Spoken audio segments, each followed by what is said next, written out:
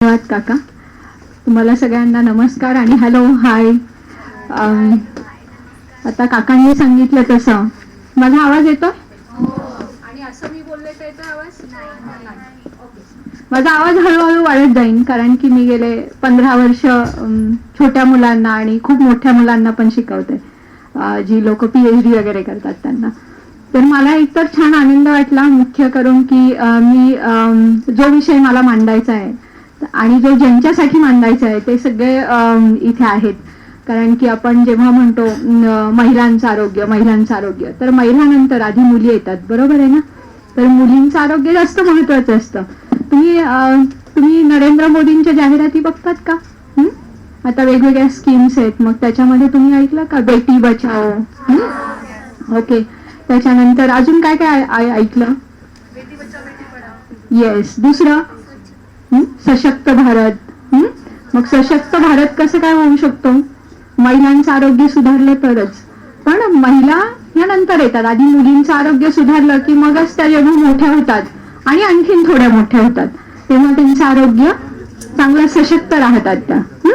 तर आता आज मी जे काही डिस्कस करणार आहे तर त्याच्यामध्ये महिला आरोग्य असा मोठा टॉपिक जरी असला तरी मुख्यत्वे करून तुम्ही समोर आहात म्हणून ॲनिमिया जे आहे ना, ॲनिमिया, तुम्ही कोणी कोणी ॲनिमिया ऐकलंय? नाव ऐकलंय ॲनिमिया? अरे वा, ह्याने पण ऐकलंय. बाकीच्यांनी नाही ऐकलं ॲनिमिया असा शब्द कधी ऐकलाय? ऐकलाय ना? ओके, हात वर करा कोणी नाही ऐकला ॲनिमिया शब्द. ओके, खूप कमी जणांनी ऐकलेला नाहीये. मोस्ट ऑफ खूप जणांनी, खूप मुलींनी तुम्हाला ॲनिमिया म्हणजे काय माहिती आहे. तर मी माझा फोकस जो आहे आजच्या चर्चा करण्याचा त्याच्यामध्ये मी ॲनिमिया बद्दल जास्त बोलीन. जर आपल्याला वेळ मिळाला तर मी महिलांमध्ये प्रेग्नंट राहिल्या मुली की त्यांच्यामध्ये जो डायबिटीज होतो त्याच्याबद्दल थोडंसं बोलीन आणि कॅन्सर बद्दल मी बोलणार नाही कारण की आता ह्या ग्रुपमध्ये ते काही खूप अप्रोप्रिएट नाहीये कॅन्सर बद्दल बोलणं. तर आता मी तुम्हाला सांगितलं मी कशाबद्दल बोलणार आहे ते. हे सगळं जेव्हा मी बोलीन ॲनिमियाबद्दल किंवा रक्तातील लोहाची कमतरता, तर ते बोलताना मी तुम्हाला काही काही उदाहरणं देईन. ओके. आणि काही काही इव्हिडन्सेस सांगेन आणि त्याची कारणं काय आणि मुख्य म्हणजे काय की हे का समजावून घ्यायचं, म्हणजे आपण का ऐकायचं, बरोबर आहे की नाही. एक तर आपल्याला आवड पाहिजे, दुसरं म्हणजे आपल्याला ते फेस करायला लागतं, बरोबर आहे. आणि तिसरं म्हणजे हा जागतिक प्रॉब्लेम असल्यामुळे आपणही त्याचा पार्ट असतो कधी कधी, त्यामुळे हे आपल्याला ऐकायला पाहिजे. तर असं माझ्या चर्चा करण्याची आता ही आउटलाईन आहे. तर आता मी सुरुवात करीन की जनरली काय झालंय की जागतिक प्रश्न झालाय हा पब्लिक हेल्थ दृष्टिकोनातनं. ॲनिमिया जो आहे तर त्याच्यात काय झालंय की डेव्हलप कंट्री असो किंवा डेव्हलपिंग कंट्रीज असो, म्हणजे अमेरिका वगैरे ज्या आहेत ना त्या डेव्हलपिंग कंट्रीज आहेत, डेव्हलप्ड कंट्रीज आहेत, आपण डेव्हलपिंग कंट्रीज आहेत. तर हा जागतिक प्रश्न झालाय ॲनिमिया. ओके. हे मुख्य कारण म्हणजे हे त्याचं बॅकग्राऊंड आहे की आपल्याला का समजावून घ्यायला पाहिजे.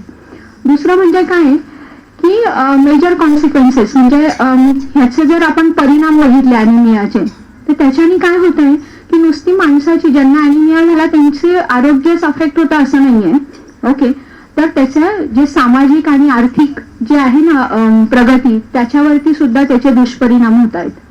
म्हणजे एकतर आपल्याला काहीतरी प्रॉब्लेम झाला तर आपलं आरोग्य तर खराब होतच, पण इन जनरल हा सामाजिक आणि आर्थिक सुद्धा याचा परिणाम दिसून येतो. ओके.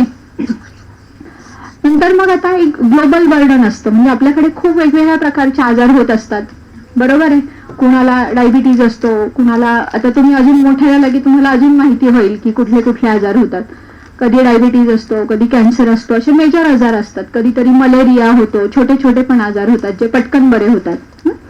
तर एक ग्लोबल बर्डन ऑफ डिसीज म्हणून जे असतं त्याच्यामध्ये सुद्धा ॲनिमिया हा एक मोठा कॉम्पोनंट होता. म्हणजे ॲनिमियानी सुद्धा आपल्या याच्या जागतिक ह्याच्यावरती बर्डन येत आहे. ओके. म्हणून काय आहे की ह्याचा इम्पॉर्टन्स आणि ह्याचे म्हणजे कसा होतो ॲनिमिया आणि तो होऊच नाही म्हणून काय करता येईल किंवा तो झाला तर तो खरंच खूप मेजर असतं का ॲनिमिया होणं, हे सगळं समजावून घेणं आपल्याकडे महत्वाचं आहे. आता त्याच्यामध्ये काय होत आहे की मी तुम्हाला काही काही नंबर सांगते. आता काही काही 10वीच्या मुली आहेत त्यांना हे समजेल, हो की नाही, ज्या मोठ्या मुली आहेत त्यांना. तुम्ही ऐकलं का की आपल्याकडे भारतामध्ये कमी वजनाची बाळ जन्माला येतात, किंवा बायका लवकर डिलिव्हर होतात. तर साधारणपणे 35% ज्या प्रीटर्म डिलिव्हरी होतात, म्हणजे ज्या लवकर डिलिव्हरी होतात, तर त्यातल्या 35% डिलिव्हरी ह्या फक्त आणि फक्त ॲनिमिया असल्यामुळे होतात. म्हणजे तुम्हाला जर आईला जर ॲनिमिया असेल तर त्या आईची लवकर डिलिव्हरी होती. असं समजा 100 बायका असतील ज्यांना ॲनिमिया आहे, त्यातल्या 35 बायकांची डिलिव्हरी ही लवकर होते. बरोबर आहे. त्यानंतर काय आहे की तुम्हाला जर तुमचे हिमोग्लोबिन कमी असेल, समजा तुम्ही प्रेग्नंट आहात आणि दुसऱ्या आणि तिसऱ्या सेमिस्टरमध्ये, म्हणजे आपण जे 4-4 महिन्याचे सेमिस्टर म्हणतो तसं दुसऱ्या सेमिस्टरमध्ये जर तुमचे हिमोग्लोबिन कमी असेल तर तुमची लवकर डिलिव्हरी होण्याची शक्यता जी आहे ती 2 पटीने वाढते. ओके, म्हणजे जी रिस्क आहे ती खूप जास्त वाढली जाते. आणि जे काही आपल्याकडे बघा अजूनही माता मृत्यू दर खूप जास्त आहे. म्हणजे माता मृत्यू दर म्हणजे काय की डिलिव्हरी झाली की थोड्याच दिवसांमध्ये आपले जी आई आहे ती आपण गमावून बसतो. तर त्याच्यातला साधारणपणे बघा 20% ज्या आहेत माता मृत्यू, तर 20% माता मृत्यू हे ॲनिमिया होता त्या बाईंना प्रेग्नन्सीच्या वेळेस म्हणून होतात. आता मी हे नंबर का सांगते तुम्हाला मुद्दाम, जेणेकरून तुम्हाला त्याची सिव्हिअरिटी समजेल. येत आहे लक्षात? ओके. तर थोडक्यात काय आहे की आता हे ॲनिमिया होऊ नये म्हणून सरकार पण काहीतरी करत असतं. तर आपल्याकडे काय आहे की आपण आयर्न जे आहे ना, म्हणजे आपल्या खाण्यापिण्यातनं पण आपल्याला आयर्न खायला सांगतात. पण भारतामध्ये आयर्न असतं, पण आपल्या शरीरामध्ये ते ऍब्सॉर्ब होण्याची जी शक्यता आहे ती खूप कमी आहे. कारण की आपण जे वेगवेगळ्या प्रकारचं अन्न खात असतो त्यामुळे ती फक्त 5% जे काही खातो आपण त्यातलं फक्त 5%च आयर्न आपण आपल्या रक्तामध्ये शोषून घेऊ शकतो. ठीक आहे. त्यामुळे हा एक मेजर प्रश्न झालेला आहे ॲनिमिया. ओके. तर मग आता हे काही तुम्हाला जास्त मी एक्सप्लेन करत नाही. काय की जगभर हा प्रॉब्लेम आहे, पण इथे जर तुम्ही बघितलं भारताचा नकाशा कुठे आहे सांगा, इथे दिसला का भारत? दिसला ना? तर भारताचा तुम्ही बघा, हे जे आहे हे ज्या बायका प्रेग्नंट नाहीये आणि रिप्रोडक्टिव्ह एज मधल्या म्हणजे 15 ते 45 वयातल्या बायकांमध्ये हे सिव्हिअर आहे. म्हणजे हे प्रमाण जे आहे ते खूप जास्त आहे. म्हणजे हे भारतामधलं झालं. ओके. त्याच्यानंतर हे प्रमाण जे आहे ते तुमच्यासारख्या ज्या स्कूलमध्ये जायच्या आधीचे जे एज ग्रुप आहे ना, म्हणजे ज्यांना अजून स्कूलमध्ये घालायचं आहे त्यांच्यामध्ये सुद्धा आपल्या देशामध्ये ॲनिमिया दिसून येतो. आणि तो सुद्धा सिव्हिअर ॲनिमिया आहे. म्हणजे तुम्ही जर बघितलं तर साधारणपणे 40% लोकांमध्ये, 40% मुलांमध्ये, लहान मुलं जे की अजून स्कूलमध्ये पण गेली नाहीत त्यांच्यामध्ये हे ॲनिमियाचं प्रमाण 40% आहे. म्हणजे 100 मुलं जर आपण धरली तर 100 पैकी 40 मुलांमध्ये ॲनिमिया असतं, ज्यांना आपण आता स्कूलमध्ये घालणार असतो. आणि मग काय होतं, त्यांना आधीच ॲनिमिया असल्यामुळे ते स्कूलमध्ये गेल्यानंतर तर अभ्यास वगैरे खूप गोष्टी असतात, त्यामुळे ते ॲनिमिकच राहतात. आणि मग ते जेव्हा प्रेग्नंट होतात तेव्हा ते ॲनिमिक बाळच जन्माला येतात. म्हणजे काय आहे की ही सायकल अशीच चालू राहते. तसंच आता हे जे आहे प्रमाण हे प्रेग्नंट वुमेन मधले, म्हणजे जेव्हा बायका प्रेग्नंट राहतात, स्त्रिया प्रेग्नंट राहतात तेव्हा त्यांच्या प्रेग्नन्सीमध्ये सुद्धा आपल्याला हिमोग्लोबिनचं प्रमाण किंवा ॲनिमिया दिसून येतो. आणि तो ॲनिमिया खूप सिव्हिअर असतो. आता आपण तर महाराष्ट्रात राहतो, हे ठीक आहे, हे भारत जगभर असं चाललेलं आहे. पण महाराष्ट्रामध्ये काय परिस्थिती आहे, तर महाराष्ट्रात मध्ये सुद्धा बघा वेगवेगळ्या एज ग्रुपमध्ये तुम्हाला हे ॲनिमिया, आता ॲनिमिया म्हणजे काय आपण ते समजावून घेऊ, पण ॲनिमिया असण्याचे जर प्रमाण तुम्ही बघितलं तर ते साधारणपणे 60%च्या आसपास आहे. बरोबर आहे. हा ग्राफ समजतो का? हे बघा 6 महिने ते 59 महिन्यांचं जे मूल आहे, छोटं मूल, त्यांच्यामध्ये साधारणपणे 73% मुलांमध्ये ॲनिमिया आढळतो. आता हे खूप जास्त आहे. बरोबर आहे की नाही? म्हणजे फारच, म्हणजे आपण कुठल्याही क्षणी त्या ॲनिमियाचा पार्ट असू शकतो. तसंच आता तुमच्या वयातल्या जर मुली बघितल्या 10 ते 19 तर साधारणपणे 67% मुलींमध्ये ॲनिमिया आढळतो. बरोबर आहे. म्हणजे 100 पैकी साधारणपणे 60 ते 70 मुलींमध्ये ॲनिमिया आढळतो. आता ॲनिमिया आढळतो म्हणजे काय होतं, म्हणजे काय की थोडक्यात हे जे प्रमाण आहे हे वेगवेगळ्या एज ग्रुप मध्ये वेगवेगळं आहे. It varies. जसं आपण वेगवेगळ्या वयांमध्ये जातो तसं तसं हे प्रमाण वेगवेगळ्या पद्धतीने आपण मांडू शकतो. मग आता अॅनिमियामध्ये हे अॅनिमिया असणं हे तसं कॉम्प्लिकेटेड आहे. म्हणजे त्याचे जर कॉजेस बघितले तर ते खूप कॉम्प्लिकेटेड आहेत. ओके. पण आपल्याकडे मुख्यत्वे 2 प्रकार असतात. एक आयर्न डेफिशियन्सी म्हणजे लोहाचे प्रमाण कमी असल्यामुळे होणारा अॅनिमिया, आणि फॉलिक ऍसिडमुळे किंवा फोलेटची डेफिशियन्सी असल्यामुळे होणारा अॅनिमिया, असे 2 प्रकार असतात. आणि त्याच्याही व्यतिरिक्त तुम्हाला माहिती आपल्याकडे वेगवेगळे आजार होतात. कधी मलेरिया होतो, बरोबर आहे की नाही? मलेरिया तर खूप कॉमन झाला आपल्याकडे. त्याच्यानंतर कधीतरी स्वाईन फ्लू, बरोबर आहे. अजून कुठले आजार होतात? डेंग्यू. Very good. बरोबर आहे. त्यामुळे काय होतं की अशा आजारांमुळे सुद्धा रक्तातील लोहाचे प्रमाण जे आहे ते कमी होतं. ओके. आणि मग ते लोहाचं प्रमाण एकतर आधीच अॅनिमिया प्लस हे आजार झाले तर ते अजून कमी होतं. ओके. आता हे मी तुम्हाला जनरल आपण का हे ह्याच्याकडे लक्ष द्यायचं अॅनिमियाकडे हे तुम्हाला जनरल सांगितलं. म्हणजे हे इंट्रोडक्टरी की तुम्हाला असं वाटायला पाहिजे की आपण का शिकायचं. तर हा खरं जगभर हा इश्यू आहे अॅनिमियाचा. पण नक्की अॅनिमिया म्हणजे काय? कोणाला माहितीये का अॅनिमिया म्हणजे काय? का नुसतं ऐकलेलं आहे? फक्त ऐकलेलं आहे. तुला माहितीये?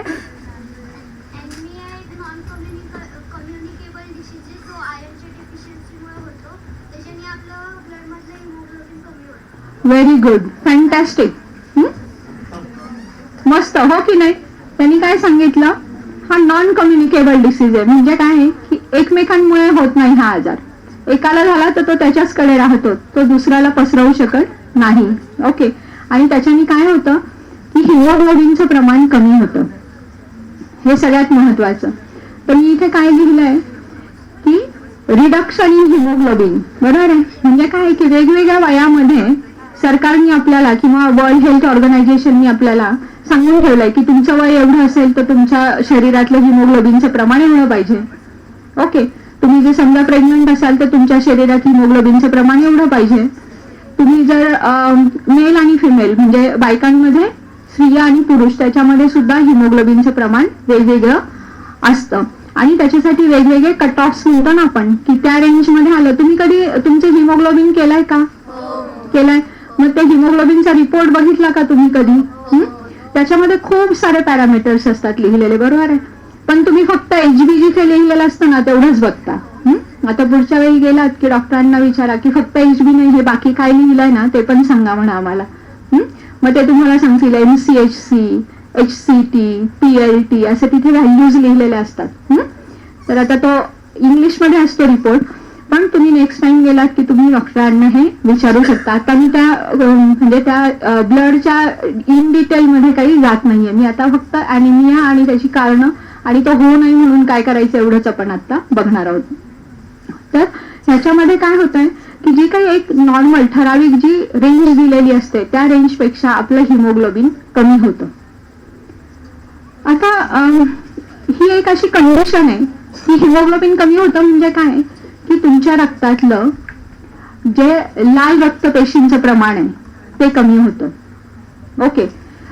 म्हणजे काय की ह्या लाल रक्तपेशी म्हणजे iron is essential mineral that is needed to form the haemoglobin. आता हे हिमोग्लोबिन कशाने तयार होतं तर हे आयर्ननी तयार होतं. आलं लक्षात? एक तर रक्तातील लोहाचं प्रमाण कमी होतं. ते लोहाचं प्रमाण कमी होण्यासाठी म्हणजे काय होतंय की तुमच्या रक्तातल्या रेड ब्लड सेल ज्या आहेत लाल रक्तपेशी त्यांच्या प्रमाणात घट होते. त्या लाल रक्तपेशी तयार होण्यासाठी तुम्हाला खरं तर काय पाहिजे असतं? तुम्हाला काय पाहिजे असतं? आयर्न पाहिजे असतं. ओके. म्हणजे काय आहे की इन जनरल आयर्नचं प्रमाण तुमच्या याच्यामध्ये कमी होतं. त्यामुळे रेड ब्लड सेल कमी होतात आणि मग तुमचं हिमोग्लोबिन कमी झालं असं तुमचे डॉक्टर तुम्हाला सांगतात. ओके. म्हणजे काय आहे की आणि ह्या हिमोग्लोबिनचं मुख्य कार्य काय आहे की तुमच्या शरीरामध्ये ऑक्सिजनचं प्रमाणात पुरवठा करणे.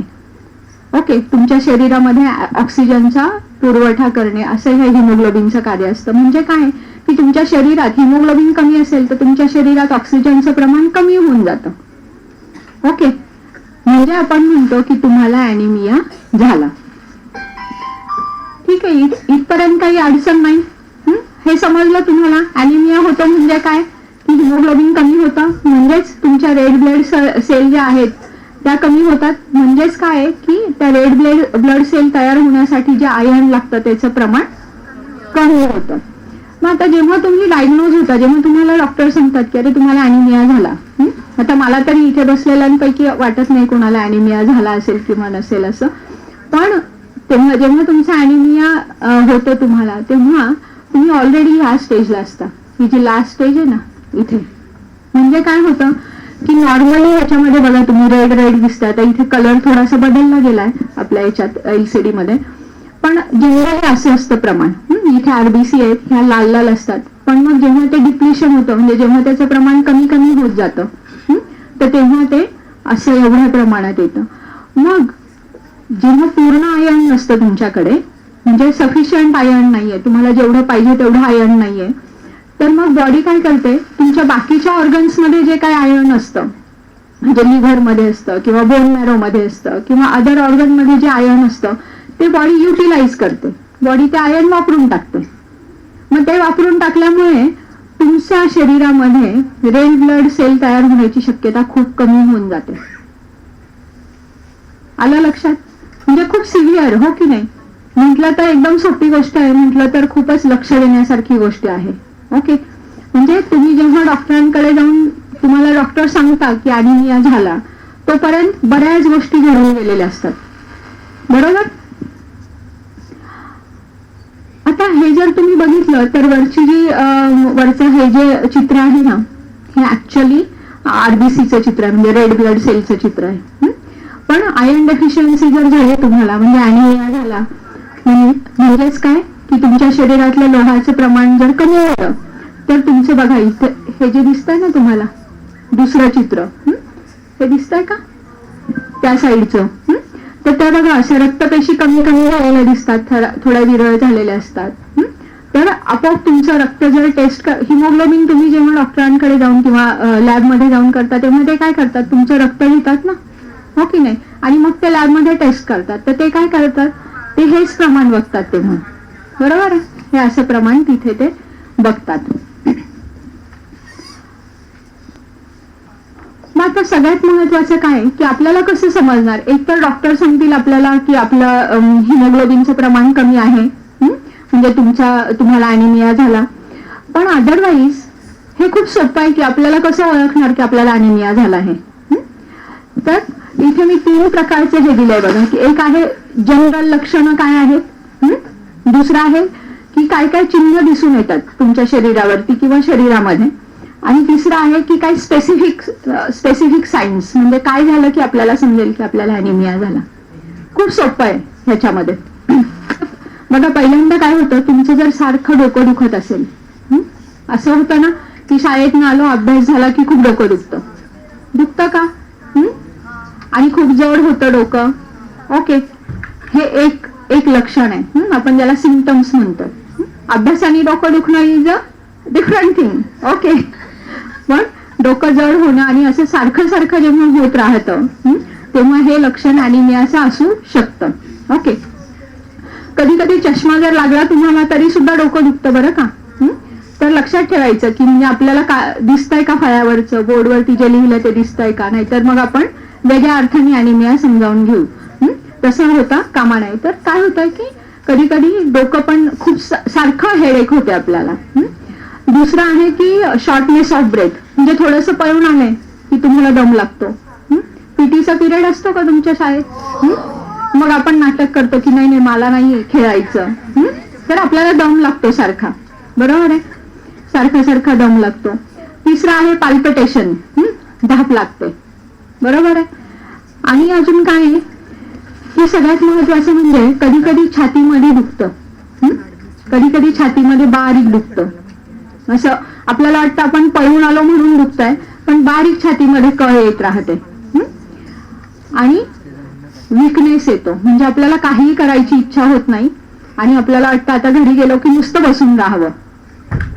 ओके, तर हे जेव्हा केव्हा होतं आणि हे जेव्हा सारखं सारखं होत राहतं तेव्हा आपण समजायचं की आपल्या शरीरामध्ये काहीतरी गडबड होती आहे. म्हणजे काय की आपण काळजी घेण्याची खूप शक्यता जास्त आहे, म्हणजे आपण खरंच काळजी घ्यायला पाहिजे त्या केसमध्ये. येत आहे लक्षात? आहे म्हणजे बघा, तुम्हाला डॉक्टरांकडे जायची गरज आहे का सगळ्यात सुरुवातीला? नाही. सगळ्यात सुरुवातीला तुम्ही तुमच्याचकडे लक्ष जर दिलं तर हे प्रमाण, जेव्हा आपलं थोडंसं प्रमाण असतं तेव्हा जर आपण काळजी घेतली तर आपण लवकर बरे होऊ शकतो. डॉक्टरांकडे जायचं आणि मग डॉक्टर जे सांगतील ते ट्रीटमेंट घेऊन आपण पटकन बरे होऊ शकतो त्या केसमध्ये. पण खूप लेट करण्याची गरज नाही. म्हणजे आता डायबिटीज झाला तर कसं आपल्याला शुगर चेक करायला लागते, बरोबर आहे, रक्तातील साखरेचं प्रमाण चेक करायला लागतं, मग त्याच्यासाठी वेगवेगळ्या टेस्ट करायला लागतात. हिमोग्लोबिन जर कमी झालं म्हणजे आयर्न डेफिशियन्सी जेव्हा होते तेव्हा खूप गडबडायचं कारण नाहीये. हे साधं तुमच्या शरीराकडे बघून आणि तुमचे लक्षणं बघून सुद्धा पटकन लक्षात येऊ शकतं आणि मग ते तुम्ही क्लिनिकली कन्फर्म करू शकता. दुसरं आहे की तुम्ही जर डोळे बघितले ना, तुम्ही डॉक्टरांकडे गेलात किंवा तुमच्या शाळेमध्ये हेल्थ चेकअप होत असेल बघा, तर ते असे डोळे असे हे करून बघतात, तुमचे बघतात ना, मग तेच बघतात की तिथे म्हणजे हे जे मी लिहिलं ना पॅलर, म्हणजे असं अशक्तपणा किंवा असे पांढरट डोळे असे दिसले की मग ते म्हणतात की हा डॉक्टरांना दाखवायला पाहिजे. ओके. दुसरं एक हे आहे जनरल सायन्स आहे की मरमर होणं, आणि अजून एक आहे की पायावरती सूज येणं. ओके, जे आपले पाय आहेत स्पेशली फूट, तर त्याच्यावरती थोडीशी सूज येते जर तुम्हाला अॅनिमिया असेल तर. आता स्पेसिफिक सायन्स काय आहे त्याच्यामध्ये की हे सगळं जनरल झालं. ओके, पण मुख्य लक्षणं काय आहे की तुम्ही जर बघितलं जीभ, तुम्ही डॉक्टरांकडे गेलात की जीभ बाहेर काढायला सांगतात ते आणि डोळे बघतात, बरोबर आहे, आणि मग नखं बघतात, बरोबर आहे का? बरोबर आहे. अजून काही चेक करतात, मुख्य हे चेक करतात ते तुमचं. तर काय आहे की हा अॅनिमिया जर असेल तर तुमची जीभ जी आहे तिला थोडंसं स्वेलिंग येतं, म्हणजे तिला थोडीशी सूज येते, ती जाड बनते जीभ. ओके. दुसरं आहे की तुमचं जर हे बघितलं ओठांच्या साईडला, तोंडाच्या साईडला, तर इथे असे खूप चिरा गेलेले दिसतात तुम्हाला जर अॅनिमिया असेल तर. थंडीने जाणं वेगळं, थंडीने ओठांना जातात चिरा, बरोबर आहे, पण तोंडाला म्हणजे तोंडाच्या इथे माउथच्या साईडला असे चिरा जातात. ओके. आणि जेवताना त्रास होतो, गिळताना त्रास होतो. ओके, म्हणजे स्पेशली सॉलो करताना त्रास होतो. आणि दुसरं आहे एक लक्षण की नखं आहेत ना, ती नखं अशी तुटली जातात सारखी सारखी. हे जेव्हा होतं, ओके, तेव्हा समजायचं की काहीतरी गडबड आहे आणि आपण डॉक्टरांकडे जाण्याची गरज आहे. ठीक आहे, येत आहे लक्षात? म्हणजे काय की तुमचंच तुम्हाला समजू शकतं, बरोबर आहे. तुम्ही रोज आठवड्यातनं 2दा तरी नखं कट करत असाल तर ते कट करायची वेळ नाही तर ते आपोआप तुटतात, असं होतं का? मग असं जर होत असेल तर आपण काळजी घ्यायला पाहिजे आणि आपण लवकर आईला सांगायचं की मला असं असं होत आहे. ओके. आता हे झालं क्लिनिकल फीचर्स, म्हणजे हे चिन्ह किंवा ही लक्षणं आपल्याला आपल्या शरीरामध्ये दिसून येतात जेव्हा आपल्याला अॅनिमियाची सुरुवात असते किंवा अॅनिमिया झालेला असतो. पण अॅनिमिया होईपर्यंत आपण वाट बघायचं कारण नाही, आपल्याला आपलं लवकर समजायला पाहिजे हे लक्षणं विचारात घेऊन, बरोबर आहे. ही लक्षणं विचारात घेतली तर तुम्हाला लवकर समजेल काय होतंय ते. आता ह्याच्याने काय होतं, अॅनिमिया झाला तर काय होतं हे सगळ्यात महत्वाचं. आता तुम्ही ॲडॉलसंट मुली आहात, म्हणजे किशोरीवयीन मुली आहात, तर तुमच्यासाठी हे मी जास्त स्ट्रेस करून सांगेन की ह्याच्याने काय होतं की ग्रोथ आणि म्हणजे तुमची वाढ आणि तुमची जी डेव्हलपमेंट आहे, प्रगती इन जनरल ब्रेनची, तर त्याच्यामध्ये तुमचं हे काय म्हणतात प्रॉब्लेम येतो. ओके, म्हणजे it will lead to the problem with growth and development. तुमची वाढ आणि तुमची डेव्हलपमेंट ह्या दोन्ही याच्यामध्ये, म्हणजे शारीरिक वाढ, ओके, आणि बौद्धिक वाढ, दोन्ही याच्यामध्ये अॅनिमिया असेल तर तुम्हाला प्रॉब्लेम येऊ शकतो. म्हणजे काय आहे की तुम्ही कमी राहू शकता. आता मी जेव्हा छोट्या मुलींना हे शिकवते ना तेव्हा मी नेहमी एक गोष्ट सांगते बरं का, की एक मीरा असते, ओके, आणि एक तारा असते, अशा 2 मैत्रिणी असतात. तर काय होतं की त्या बसमधनं, तुम्ही पण बसनी जात असाल ना शाळेत, हो की नाही, किंवा काहीतरी व्हेकलवरनं जात असतात. तर जेव्हा त्यांची आई त्यांना घ्यायला येते ना शाळेच्या तिथे, तर तेव्हा ती मीरा असते ना, ती एकदम फास्ट येते पळत पळत, आणि ती तारा जी आहे ना ती आईकडे येताना एकदम अशी हळू हळू हळू येते. मग तिच्या आईला खूप वाईट वाटतं की अरे ही अशी ऍक्टिव्ह कशी नाहीये, हो की नाही. त्या दोघी एकाच वयाच्या आहेत, एकाच क्लासमध्ये असतात, तर त्यांना खूप काळजी वाटायला लागते तिच्या त्या ताराच्या आईला. मग ती त्या मीराच्या आईला म्हणते की तुझी मुलगी इतकी उंच कशी काय, तिला कसं काय दम लागत नाही, ती किती छान दिसते, म्हणजे तजेलदार. मग ती ताराची आई तिला समजावून सांगते की अगं काही खूप, ती मीराची आई तिला समजावून सांगते की खूप काही अवघड नाहीये, आपण डॉक्टरांकडे जाऊ, तुझ्या मुलीला कदाचित ॲनिमिया झालेला असेल. अशी ही स्टोरी आहे मीरा आणि ताराची. आता मी ती तुम्हाला थोडक्यात सांगितली, पण त्याच्याने काय होतंय की म्हणजे जनरल तुमची जी लक्षणं आहेत रोजच्या प्रॅक्टिस मधली, त्याच्यामधनं सुद्धा आपल्याला लक्षात येऊ शकतं की ॲनिमिया झाला किंवा नाही झाला. दुसरं आहे चेस्ट पेन होतं, म्हणजे छातीमध्ये दुखू शकतं ॲनिमिया असेल तर. आणि तुमचे सारखे पाय दुखतात का, कधी कधी पाणी न पिल्याने पण पाय दुखतात, पण सारखे सारखे पाय दुखणं सुद्धा हे ॲनिमियाचे लक्षण आहे. ओके.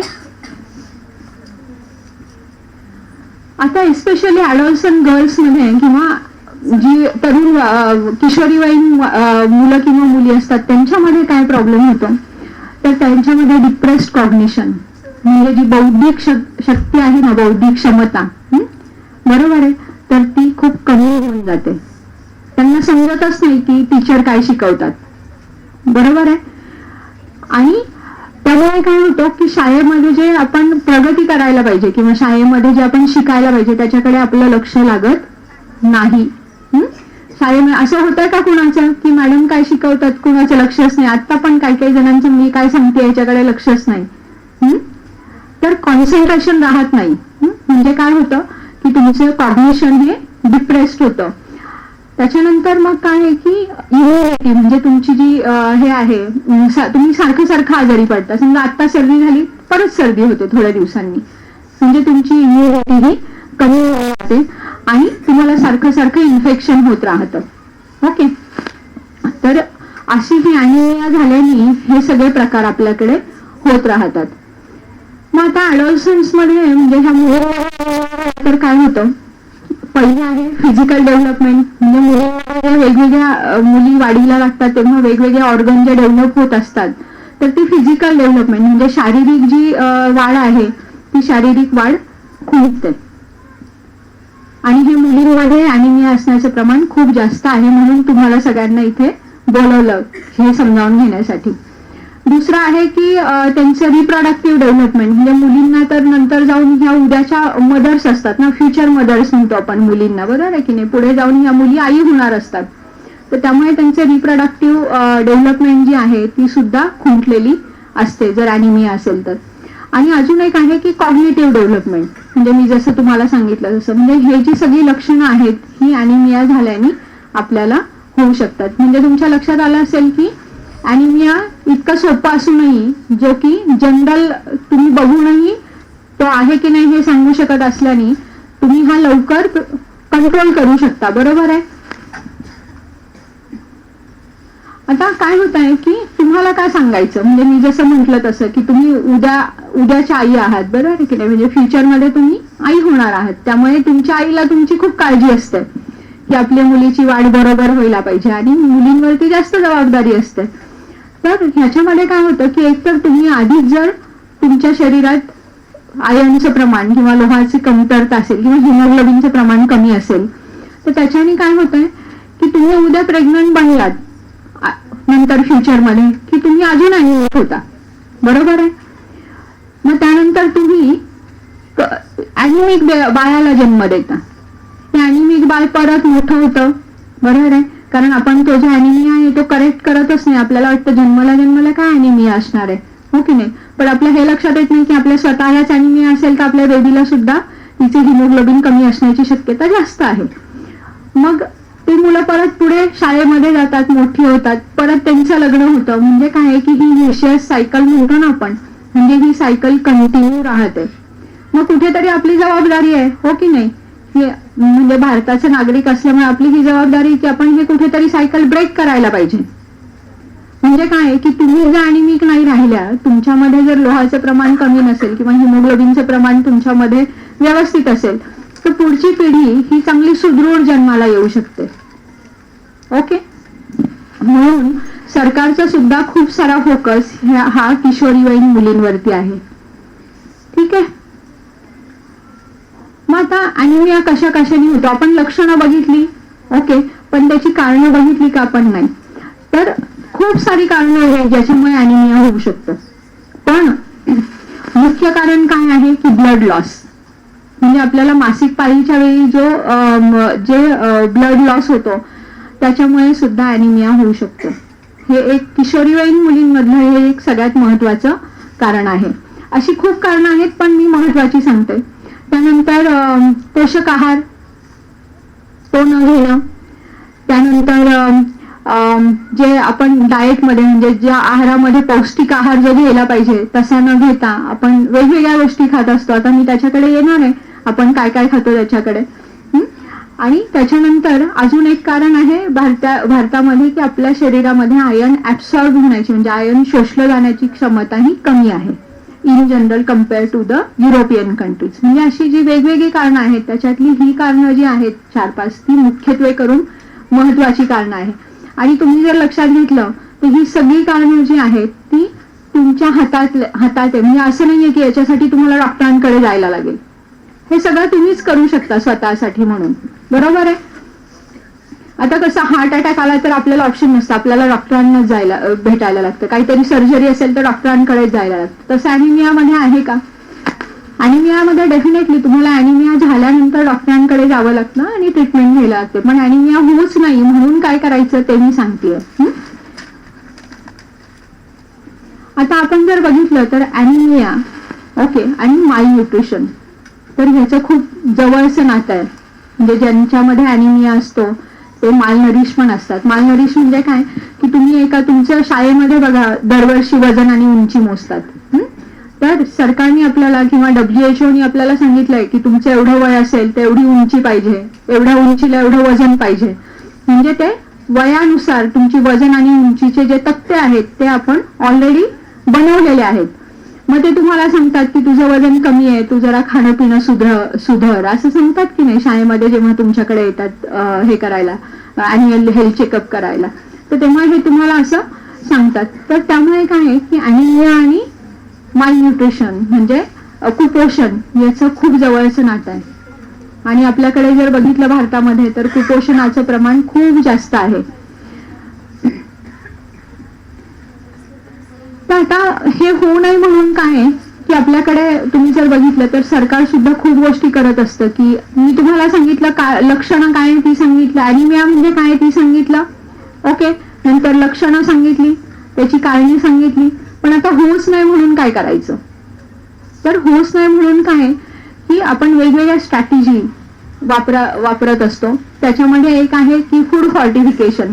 तुम्ही बघितलंय का की मीठ बघा, आयर्न युक्त मीठ, असं वाचलं का तुम्ही कधी हे आणायला गेलात तुम्ही किराणा की त्याच्यात असतं का आयर्न युक्त मीठ? हो की नाही? आयोडीन युक्त मीठ असं असतं की नाही? आयोडाइज्ड, करेक्ट, आयोडाइज सॉल्ट, तसं आयर्न युक्त पण असतं. तर म्हणजे आता काय केलंय सरकारने की फूड फॉर्टिफिकेशन केलं. म्हणजे तुम्हाला जेव्हा ते देतात काहीतरी तर त्याच्यात ते घालूनच देतात आयर्न वगैरे. अशी एक नवीन स्ट्रॅटेजी आपण आता सध्या अंमलात आणतोय. मग त्याच्यानंतर आपण शाळेमध्ये तुम्ही जर बघितलं किंवा तुमच्याकडे जर सोशल वर्कर वगैरे येत असतील तर ते काय करतात, डिवर्मिंगच्या टॅबलेट देतात. म्हणजे काय की जंत होऊ नये. मी जसं म्हटलं ना तुम्हाला की भारतामध्ये ऍब्सॉर्प्शनचं प्रमाण कमी आहे. म्हणजे आयर्न आपण खाल्लं तरी ते शोषलं जात नाही. तर त्याच्यामध्ये काय की जंत जर असतील पोटामध्ये तरी सुद्धा ते आयर्न ऍब्सॉर्ब होत नाही. म्हणून ते काय करतात की तुम्हाला डिवर्मिंगच्या एक गोळ्या देतात, वर्षातनं एकदा किंवा 2दा घ्या असं सांगतात. म्हणजे ते जंत पडून जातात आणि तुमचं शोषणाचं प्रमाण, आयर्न शोषणाचं प्रमाण हे वाढतं. तिसरं आहे की आपण आयर्न कमी असेल तर आपण IFAच्या टॅबलेट देतो. पण त्या प्रेग्नंट बायकांमध्ये हे IFAच्या टॅबलेट घेण्याचं प्रमाण जास्त आहे किंवा त्यांना ते कंपल्सरी आहे, दर महिन्याला त्यांनी त्या टॅबलेट्स घेणं अपेक्षित आहे. ते सरकार सुद्धा वेगवेगळ्या स्ट्रॅटेजीज अंमलात आणत असते ह्याच्यासाठी. नंतर काय आहे की आपण सरकारने असं सांगितलेलं आहे की जेव्हा तुम्ही डिलिव्हर होता तेव्हा तुम्ही ब्रेस्ट फिडिंग कंपल्सरी करायला पाहिजे, जेणेकरून त्या बाळाकडे जास्त न्यूट्रिशन मिळू शकतं. नंतर डायव्हर्सिफिकेशन मी सांगितलं, त्याच्यानंतर सप्लिमेंटेशन, व्हिटॅमिन ए आणि आय हे टॅबलेटचं सप्लिमेंटेशन करतं सरकार. असे वेगवेगळे फॅक्टर्स सरकार सुद्धा अंमलात आणत असतं. कधीतरी सरकार प्रोव्हाइड करतं, फूड प्रोव्हाइड करतं, बरोबर आहे. सुकडी वगैरे असे जे प्रकार आहेत ते सुद्धा सरकार आपल्याला प्रोव्हाइड करतं. पण ह्या सगळ्या ह्याच्यामध्ये आपण कुणावरही अवलंबून न राहता आपण जर अवेअर असू की आपल्याला अॅनिमिया कशामुळे होतो, अॅनिमिया म्हणजे काय, तो कशामुळे होतो, त्याची लक्षणं काय आहेत आणि तो होऊ नये म्हणून काय करायचं, हे जेव्हा समजतं तेव्हा आपल्याला कुणावरही अवलंबून राहण्याची गरज नाही. बरोबर आहे. आपण आपलीच काळजी स्वतः घेऊ शकतो आणि ह्या सगळ्या प्रॉब्लेम मधनं म्हणजे मुख्य काय आहे की आपली वाढ आणि आपली बौद्धिक क्षमता हे दोन्ही आपण आपलं सुधारू शकतो. जर तुमच्या हे जर लक्षात येत असेल कारणं, तर अशी कारणं दिसली की तुमच्या लक्षात येईल की आपल्याला काहीतरी होत आहे आणि मग तुम्ही पटकन ट्रीटमेंट घेऊ शकाल, पटकन तुमचा जे काही पौष्टिक आहार आहे तो तुम्ही चांगल्या प्रकारे सुधारू शकाल. ठीक आहे. तर थोडक्यात काय आहे की अवेअर असणं आणि वेळेवरती औषधं घेणं किंवा डायग्नोसिस होणं, वेळेवरती समजणं की आपल्याला अॅनिमिया झालाय, ह्या दोन्ही गोष्टी खूप महत्वाच्या आहेत. आणि तुम्हाला अवेअर करण्यासाठी म्हणून आज आपण हे चर्चासत्र इथे घेतलेलं आहे की जेणेकरून तुम्हाला समजावं की काय झालं म्हणजे अॅनिमिया झाला.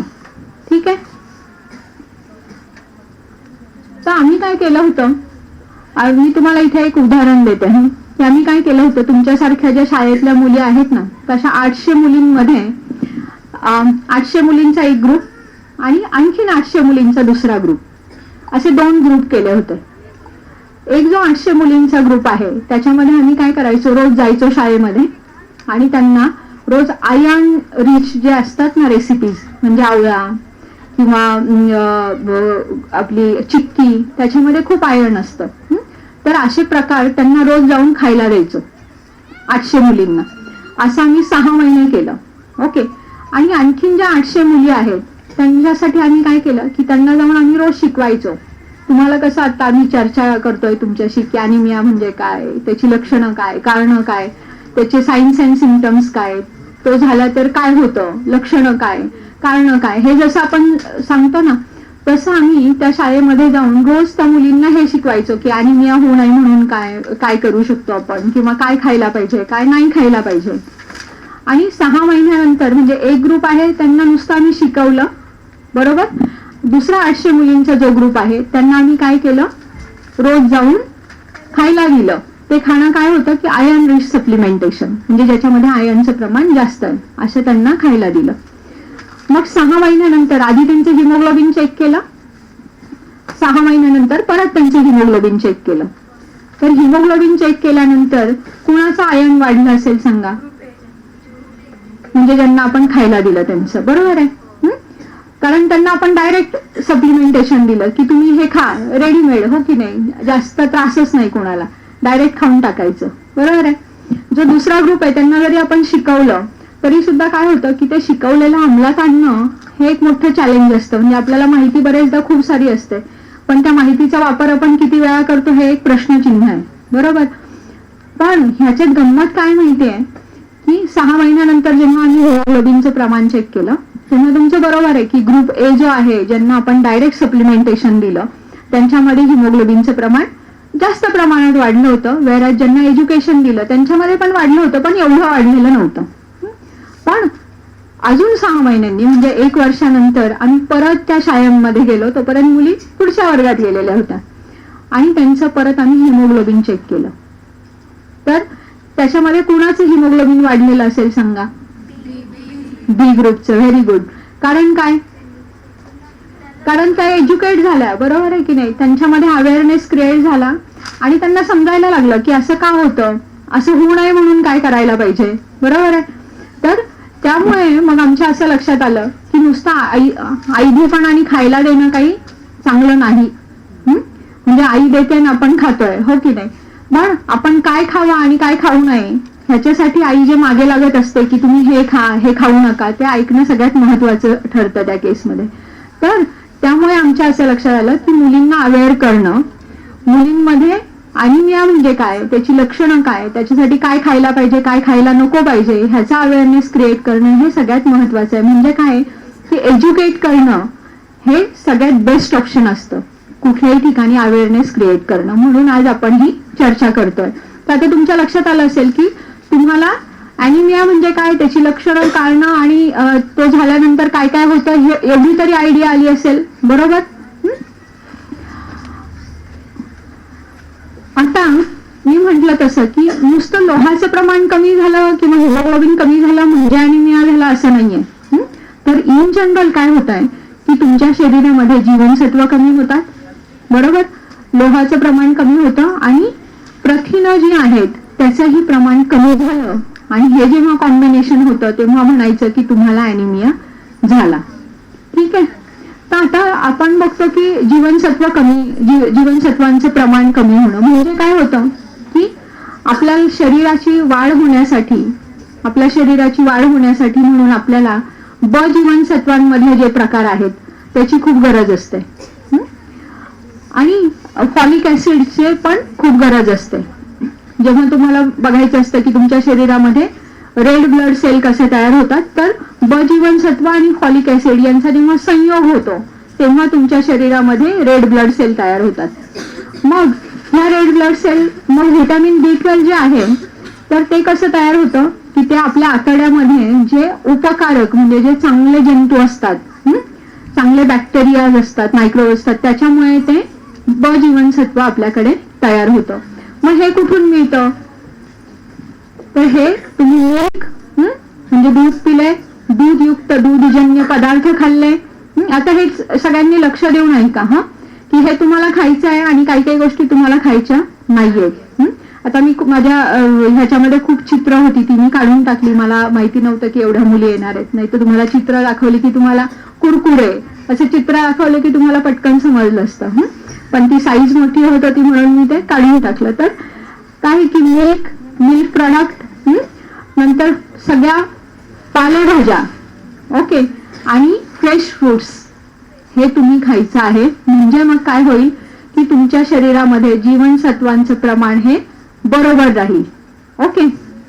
दुसरं काय की आयर्न हे क्षार आहे, म्हणजे एक मिनरल म्हणतो आपण त्याला. तर आयर्न हे क्षार आहे, पण आपण जर खजूर खाल्ला, हे कुठून मिळतात आयर्न, तर आपण काही फार हायफाय विचार करण्याची गरज नाहीये. जे स्वस्त आणि मस्त असतं किंवा आपण ज्याला ट्रेडिशनल फूड म्हणतो ते नेहमीच चांगलं असतं.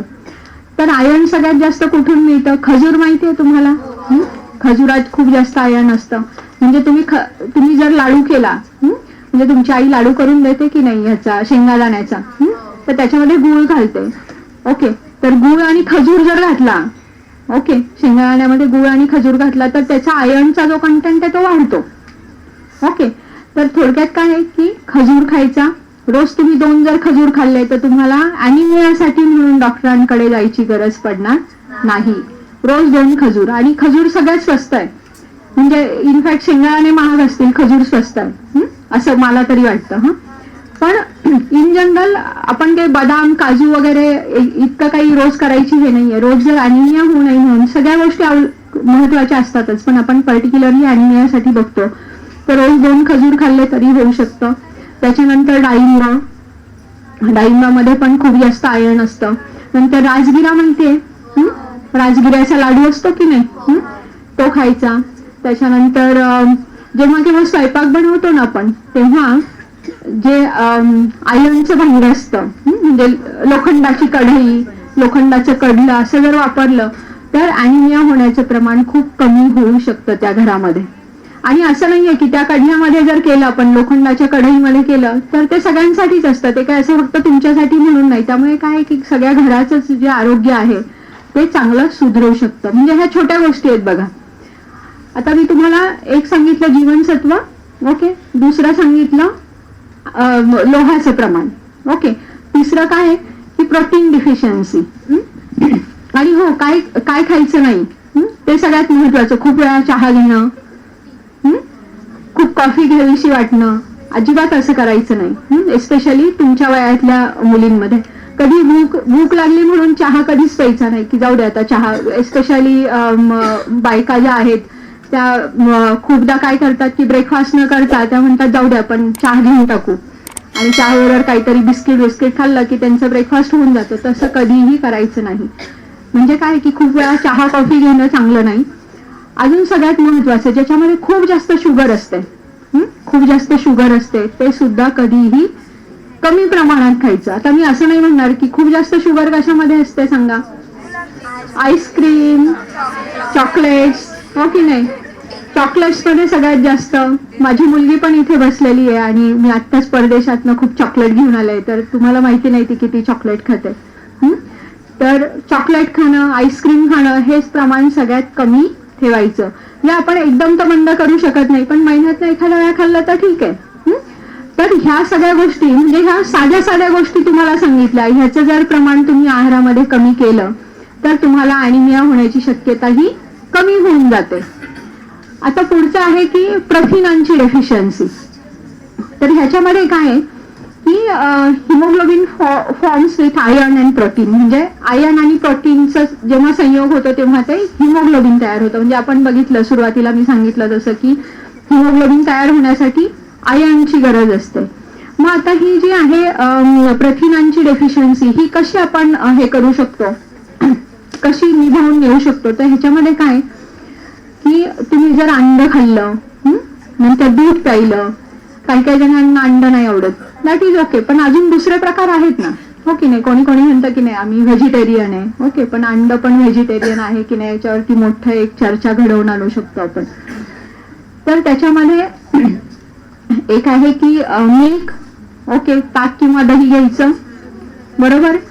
नंतर पनीरची भाजी खायची. म्हणजे रोज काही आईकडे हट्ट नाही करायचा की आज पनीरच करून दे म्हणून, पण जेव्हा केव्हा तुम्ही भाज्या करताल तेव्हा त्याच्यामध्ये एक आठवड्यातनं एकदा तुम्ही पनीरची पण भाजी करू शकता, किंवा फार तर फार महिन्यातनं एकदा पनीरची भाजी करू शकता. म्हणून हट्ट नका करू की नाही तिथे आम्ही ऐकलं आणि आता पनीरचीच भाजी पाहिजे. पण ह्याच्यामधनं सांगायचा मुद्दा काय आहे की ह्या जर गोष्टी खाल्ल्या तर तुमची जी प्रोटीन आहे ते वाढवू शकता. आता कोणी अंड खात नाही, तर साधा उपाय सांगते बघा मी की मोड आलेलं कडधान्य माहितीये, तुम्ही उसळी खाता, तर मटकीची उसळ, करेक्ट.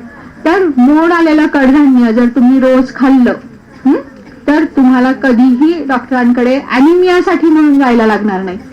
कारण मोड आल्यानंतर त्याच्यातलं आयर्नचं जे प्रमाण आहे ते काही पटींनी वाढतं. म्हणजे आपण नुसती उसळ करणं मटकीची आणि मोड आलेल्या मटकीची उसळ करणं ह्या दोन वेगवेगळ्या गोष्टी आहेत. त्यामुळे तुमची आई बहुतेकदा तुम्हाला सांगत असेल बघा की उसळ खा, मोड आलेली मटकीची उसळ खा.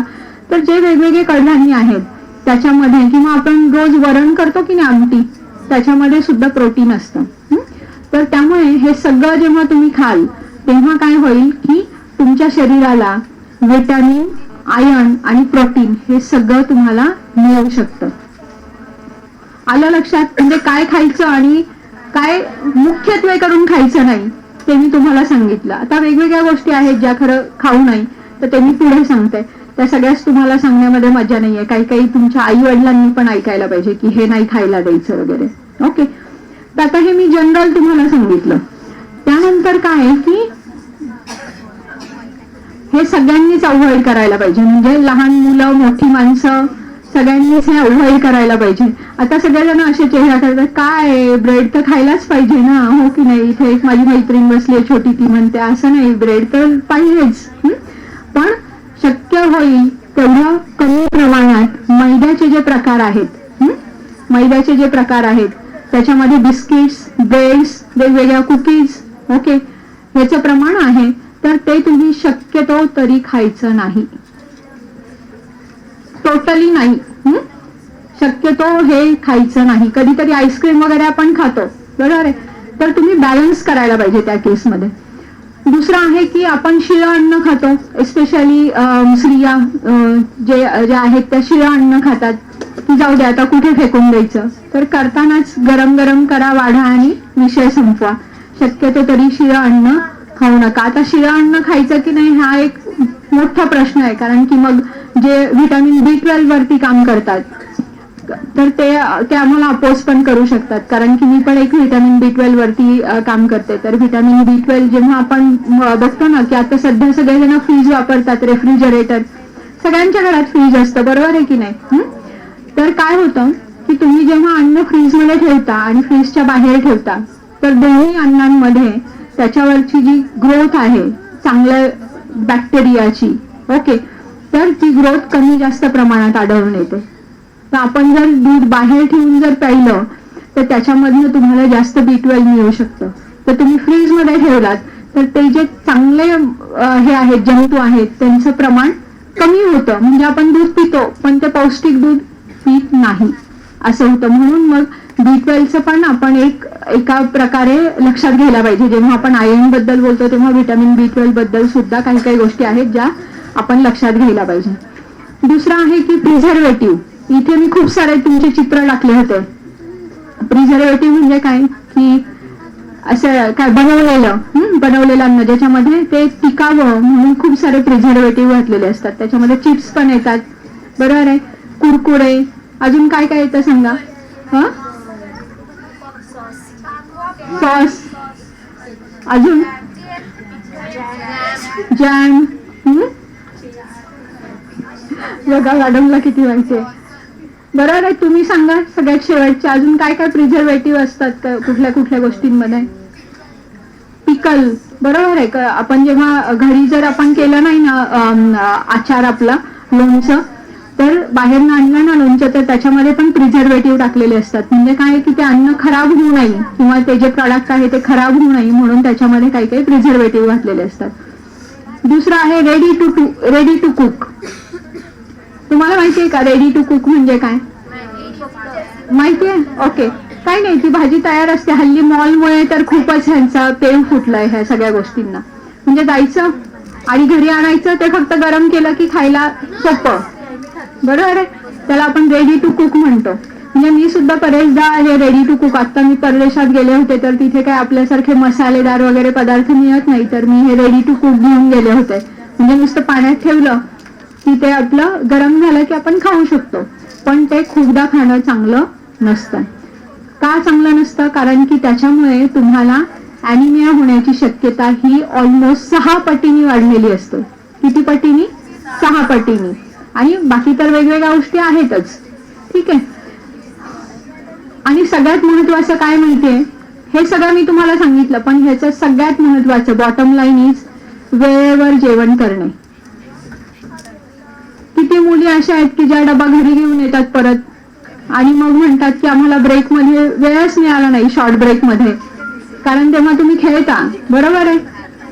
आणि मग खेळता आणि मग काय होतं की तुम्हाला वेळ पुरत नाही आणि तो डबा तुम्ही घरी येऊन खाता. म्हणजे काय की तुम्हाला जेव्हा वेळेवर जेवायचं होतं तेव्हा तुम्ही जेवलात का?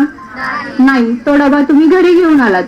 आणि असं आहे की कुठलंही अन्न तयार केलं तर ते पुढच्या 3-4 तासामध्ये खाल्लं गेलं पाहिजे. म्हणून असं पूर्वीचे लोक म्हणायचे ना, ताजं खा, ताजं खा, म्हणजे करायचं आणि लवकर खायचं.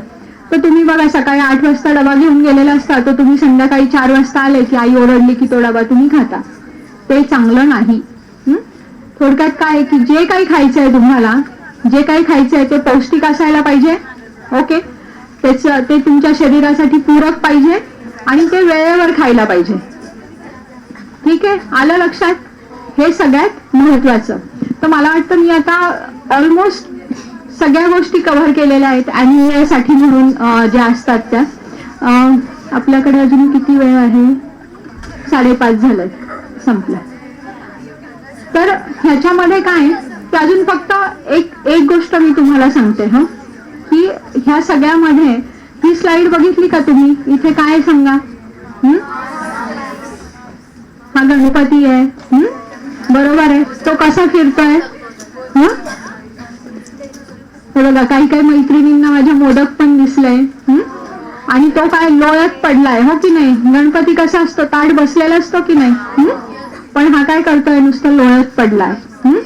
आणि तो काय करतोय, तो त्याचा मामा हे वाहन आहे ना त्याचं, तर त्यांनी त्याच्यावरती फिरायला पाहिजे की नाही, पण तो काय करतोय की एका जागी बसून कॉम्प्युटरचा माऊस वापरून सगळ्या गोष्टी करतोय. म्हणजे काय की लाईफस्टाईल, तुम्ही ऐदीपणाने जेव्हा राहता, म्हणजे मी स्पष्ट चांगलं मराठी वापरते, की काहीही करायचं नाही, नुसतं बसून राहायचं, तर लाईफस्टाईल चेंज केली की आपल्या शरीरामध्ये वेगवेगळे बदल होत राहतात आणि त्या वेगवेगळ्या बदलांमुळे नुसता अॅनिमिया नाही, तर डायबिटीज, प्रेग्नन्सी मधला डायबिटीज, कॅन्सर हे होण्याची शक्यता किंवा कार्डिओव्हॅस्क्युलर रिस्क म्हणजे हार्ट अटॅक येणं. तुम्ही आता बघा हल्ली तुम्ही खूपदा ऐकत असाल की B12ची इंजेक्शनं घेतली, तुमच्या घरात आजी आजोबा वगैरे असतील तर बघा, किंवा तुमच्या आईनी B12चा शॉट्स घेतले असं ते म्हणतात.